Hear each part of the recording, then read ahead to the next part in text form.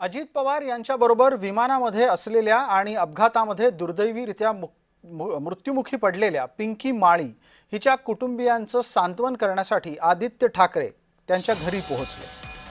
पिंकी माळीनं अत्यंत कष्ट करून हवाई सुंदरीचं अर्थात फ्लाइट अटेंडंटचं पद मिळवलं होतं। या संपूर्ण अपघातामध्ये पिंकी माळीच केवळ मृत्युमुखी पडली नाही, तर तिच्या जाण्यानं तिची अनेक अपूर्ण स्वप्न तशीच ठळकपणे मागे उरली आहेत।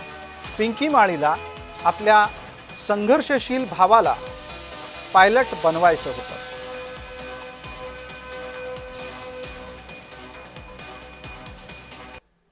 नव्हती त्यांनी सगळ्यांनाच दुःख झालेलंच आहे।